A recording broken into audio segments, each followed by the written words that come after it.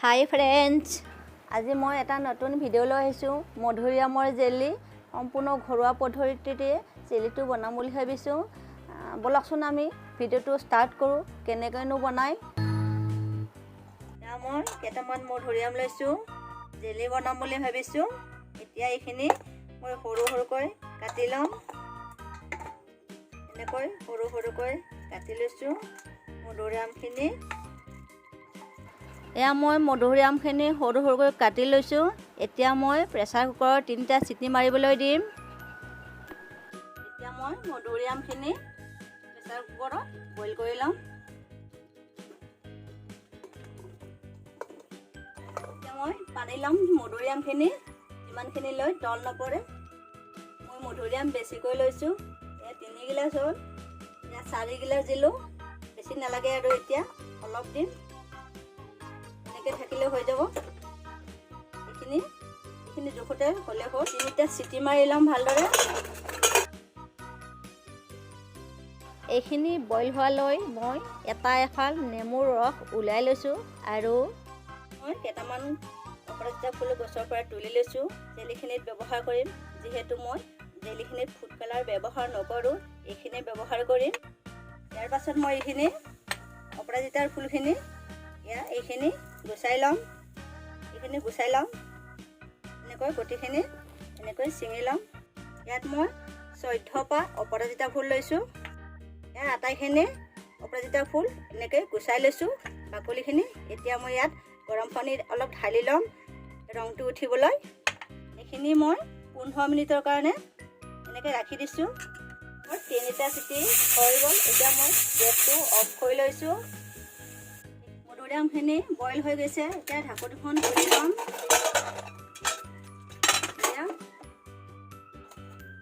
মই পৰা চেপাতেৰে ৰসখিনি ওলাই লৈছোঁ। এতিয়া মই কেৰাহীখন পাতি লৈছোঁ।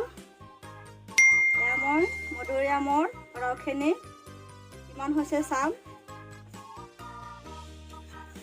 এতিয়া পানীটো শুকুৱাই লৈছোঁ। এইটো এটা ডাঙৰ কাপৰ লগত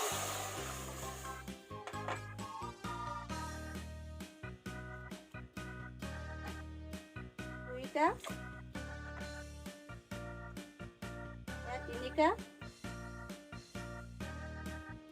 3টা বাধা হৈছে।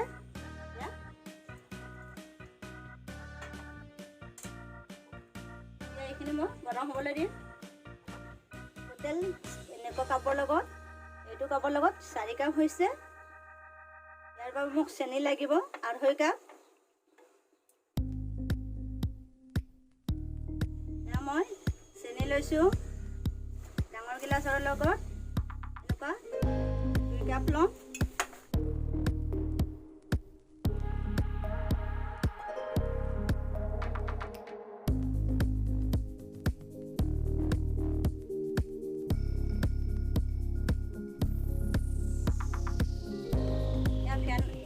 ফেন আছে, মই এইখিনি ওলাই দিছোঁ।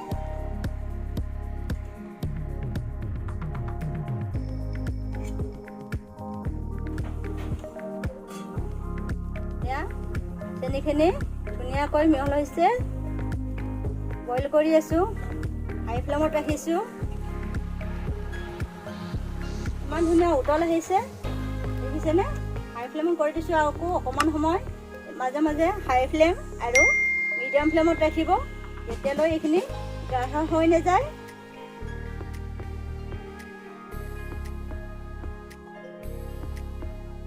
এতিয়া মই অপৰাজিতা ফুলখিনি এনেকৈ চেকি লৈছোঁ।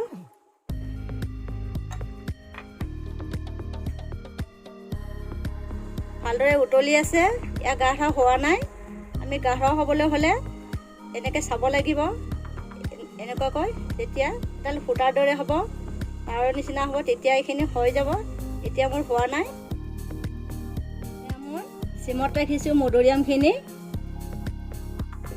এতিয়া কালাৰ চেঞ্জ হৈছে মধুৰিআমৰ জোলখিনি। চাওকচোন, এয়া কালাৰ চেঞ্জ হৈছে। এতিয়া মই ইয়াত নেমু ৰস ঢালিম। 3 চামুচ লৈছোঁ। আকৌ এবাৰ উতলিব দিম। আৰু 1 চামুচ দিছোঁ। চেণ্টটো ধুনীয়া হ'ব। ইয়াত একো কেমিকেল নিদিয়াকৈ জেলিখিনি বনাইছোঁ। সেয়ে এতিয়া মই অপৰাজিতাৰ ৰসখিনি ঢালি দিম। ফুলৰ কালাৰটো চেঞ্জ হৈ যাব ধুনীয়াকৈ। এতিয়া মই এইখিনি গধা নোহোৱালৈকে উতলাই ৰাখিম মিডিয়াম ফ্লেমত। কালাৰটো চাওকচোন, ইমান ধুনীয়া হৈছে, সম্পূৰ্ণ চেঞ্জ হৈ গৈছে। এয়া মই 30 মিনিট পাৰ হৈ গ'ল, এতিয়ালৈ এইখিনি ভালদৰে হোৱা নাই। মই হাই ফ্লেমত ৰাখিছোঁ। এতিয়া লাহে লাহে গাঢ় হৈ গৈছে, জেলিখিনি প্ৰায় খবৰ হৈছে, ইমান ধুনীয়া হৈছে। এয়া আৰু অকণমান সময় থ'লে হৈ যাব। এয়া হৈছে আৰু এনেকৈ চাইছোঁ, এডাল ফুটা নিচিনা হ'ব লাগিব। এয়া হৈ আছে লাহে লাহে। এয়া মোৰ মধুৰিআমৰ জেলি ৰেডি হৈ গৈছে। এতিয়া মই গেছটো অফ কৰি দিছোঁ। এতিয়া মই এইখিনি চেক কৰি লওঁ হৈছেনে নাই। এয়া এডাল তাৰৰ নিচিনা হৈছে।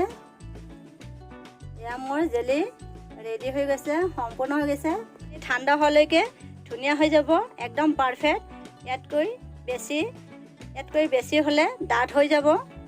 এইখিনি পাৰফেক্ট হয়। মই অকণমান পিছত দেখুৱাম এইখিনি। এতিয়া মই এইখিনি চাই ল'ম হৈছেনে নাই। যদি এইখিনি পানী অকণমান ঢালিম, যদি হৈছে তেনেহ'লে গম পাম। এয়া মই ফ্ৰিজৰ পানী অকণ লৈছোঁ। এয়া মিহলি হৈ যোৱা নাই, দেখিছেনে? এয়া পানীৰ লগত জেলিটো মিহলি হৈ যোৱা নাই, অকণমানো মিহলি হোৱা নাই।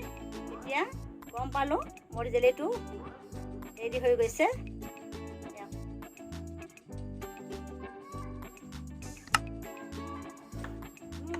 এয়া মোৰ জেলিটো হৈ গৈছে, ইমান গাঢ় হৈছে দেখিছেনে? মধুৰিআমৰ জেলি। এতিয়া মই কণ্টেইনাৰ এটাত ৰাখি ল'ম।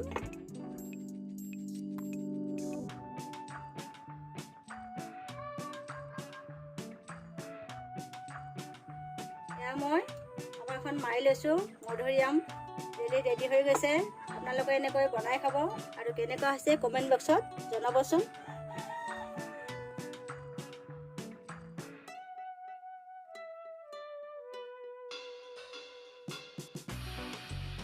এয়া মোৰ জেলিখিনি ৰেডি হৈ গৈছে। এতিয়া খুলি দেখুৱাম কেনেকুৱা হৈছে। এয়া দেখিছেনে?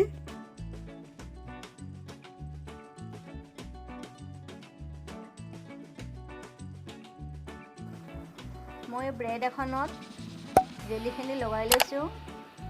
আপোনালোকে এনেকৈ খাই চাব।